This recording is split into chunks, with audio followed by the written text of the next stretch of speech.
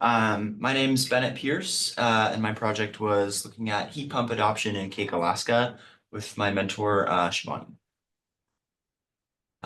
So a little bit of background, Kake is a small community in Southeast Alaska with a population of around 500 people. Inside Passage Electric Cooperative is the group that does the generation and transmission. They also operate in 3 other communities in the area. And kind of what's interesting about Kake from a heat pump adoption perspective is they installed a run-of-the-river hydro plant called Guna Creek that has a max capacity of 500 kilowatts in 2021. And they're also a PCE eligible community. And so that's kind of leads to some interesting relationships, particularly that hydro has a really low marginal cost for electricity. So it's a good use case for beneficial electrification, especially heat pumps. And then the PCE component is interesting because we'll talk about this a bit later, but there's a cap to the PCE. For those who don't know, is power cost equalization. And so it's a way for to bring down residential rates in rural areas that have expensive like diesel generation, for instance. But the cap currently in statute is 750 kilowatt hours. So as soon as you blow past that, you jump up to the more expensive kind of standard residential rate, which can be 75 cents to almost $1 per kilowatt hour. And so in 2021, ACEP did a study kind of looking at this and trying to find ways to help these kind of small utilities get the benefits out of beneficial electrification while also reducing costs for consumers, and came up with a heat pump incentive rate. And so my project was to kind of take a look at this previous analysis and then some new data, and which includes kind of community load, some data from the hydroelectric plant, and heat pump usage data from Seward and also specifically in Kake. And then hopefully kind of provide some kind of findings and updated analysis to IPEC, which is the utility, and look at kind of bill impacts and some heating scenarios as well.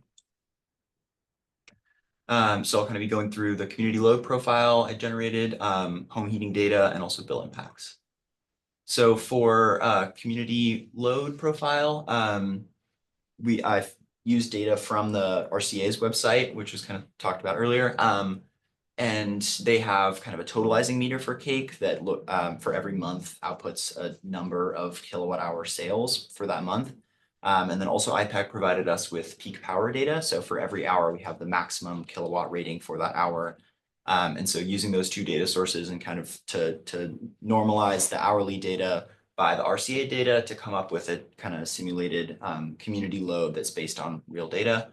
And then filling some of the missing gaps in that data by kind of extrapolating trends and looking at the kilowatt hour reading for that day, or at least what I expected it to be, and then kind of copy pasting data from other days just to kind of hopefully preserve some of that kind of hourly trends. And then also calculating excess hydro that's available, using kind of the stuff we know about the system. So, how much they're comfortable assigning to diesel and hydro. And then also the peak power data also has a reading of how much hydro is spilling over the dam. And so from there, you can kind of calculate how much is available to be used. Kind of that's like the cheap marginal cost power that we're aiming for.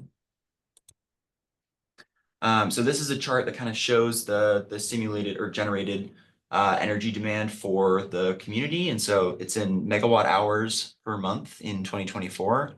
And so you can see kind of how much of that load is provided by diesel generation versus hydro generation.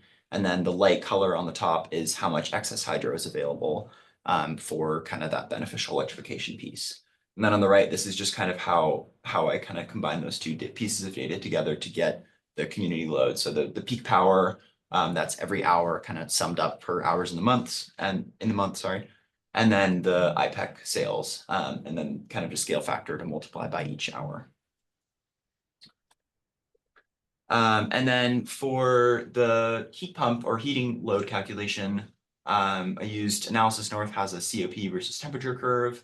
NOAA has posted the Kake temperature at the airport. And then there's a 2018 housing report that kind of has some data around average square footage of home and home insulation efficiency, that kind of thing. And then there's also 2 of these power meters that were installed in Kake that record the average power demand in 10-minute intervals.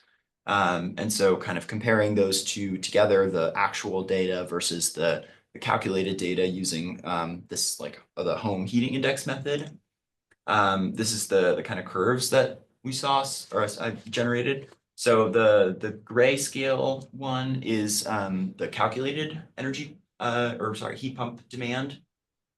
So that's if you use a heat pump to satisfy kind of the entire heating load of the household using the home heating index method.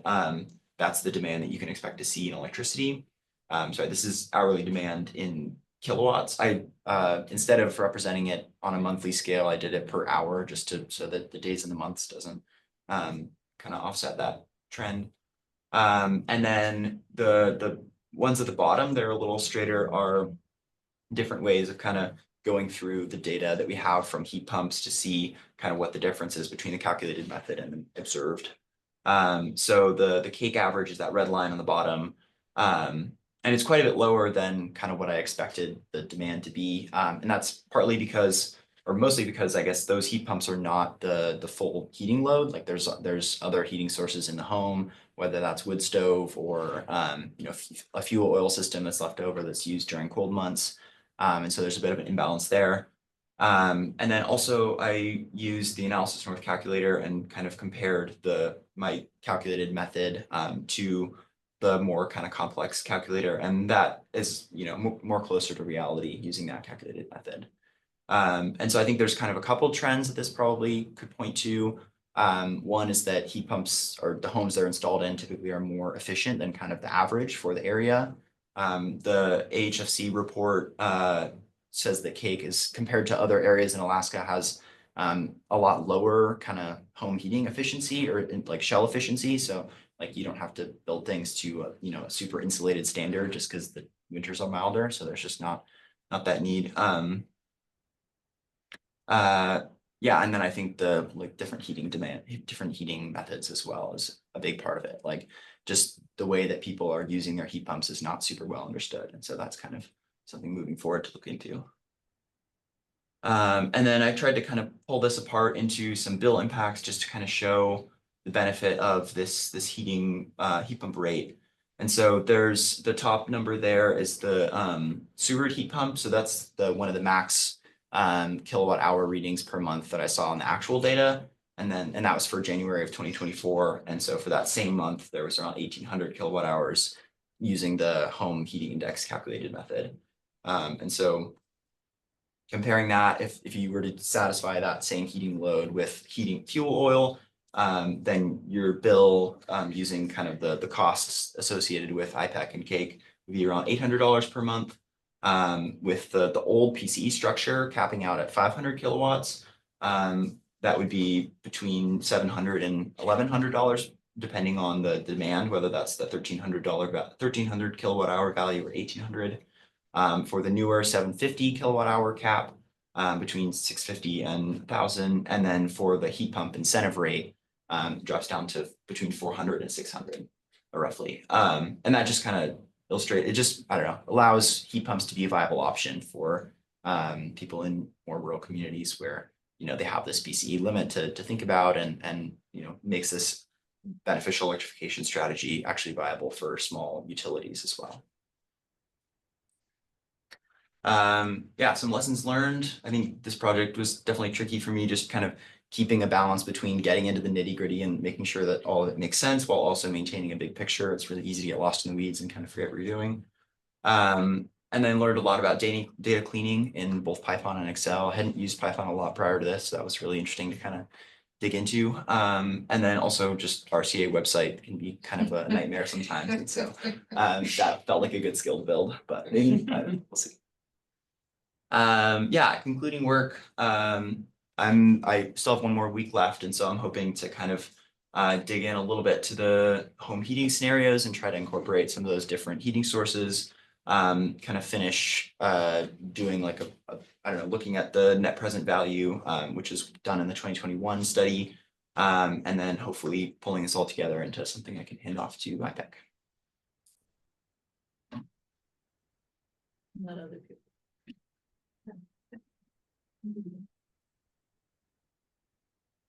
All right, I'll start off. I have two questions. One is, when we worked on that initial report, the hydro wasn't in yet, so we were using stream gauge data. And the 2 years of data we had were pretty different. And if I'm remembering the patterns right, very different from this year. Because I feel like December and January had almost no hydro, like everything was frozen or whatever. So have you looked at all into the variability of hydro over years? I haven't actually compared it year over year. That would be something to look into. I was kind of focusing in on 2024, just trying to get data for that. But that'd be interesting to compare kind of from the 2006, 2007 to the like year and a half, 2 years that we have for actual hydro. But yeah, I can't remember the trends for that either. Yeah. And then my second question is, when you're calculating what it would cost to run the heat pump without the heat pump rate, but with the different PCE levels, you have to presumably you're assuming a base load that heat pump load is going on top of. Yeah, so that doesn't account for the base load at all. Oh, okay, so now your base load is all on the non-PCE rate. Yes, Because yeah, you're that's true. just looking at the heat pump, okay. Yeah, so any extra heating, electricity demand would also go on that more expensive section as well. So yeah, that's a good point.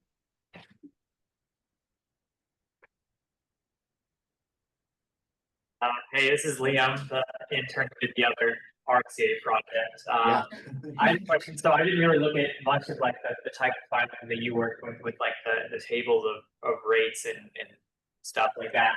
But I did notice that they're PDFs as far as I know. So they're PDFs of like tables that have been like printed out and scanned. So did you like manually like type in data to Excel, or did you like figure out a way to like OCR and like extract the tables out of the PDFs, or like how did you do that? Yeah, for a little bit I tried just using Excel's like get data function from PDFs, but most of them the scan is so bad that the pixels like it just gets confused and starts putting random symbols. And so yeah, it was almost entirely manual for that, just going through and like reading one number and punching it into a spreadsheet. So that was that was PDF. luckily I didn't have to, I mean, it was all like, smaller sheets of like, 12 by like 4 or something like that, or like just single data points that I had to grab. But I think anything larger and that would get really hard. Yeah. All right, thank you. Yeah, thank you. So you're gonna install, if you had your own house, would you install a heat pump now, given what you have learned? I mean, obviously Kake and Anchorage are quite different, but I think I probably would just purely out of curiosity, like I'd just be able to like get data, I keep trying to offer my house up. If somebody wants to just get data and install one, I would like that. Not getting takers totally. yet. Costs twice as much to heat with the heat pump than gas in Anchorage. Twice as much. Yeah, Is it cheaper in Cake because gas prices are higher? they have no natural gas, so it's all heating. Diesel fuel is higher because of it has, yeah. Until they run out in Anchorage. Yeah. Yeah. Ian said it's cheaper in Juneau. Yeah, in Southeast in general, it makes a lot of sense because the electricity is much cheaper than what you guys pay, and because the climate is milder. And there's no natural gas. The Yeah. big thing that kills it in Anchorage is we have cheap natural gas right now. Yeah. For now, check back. Check back.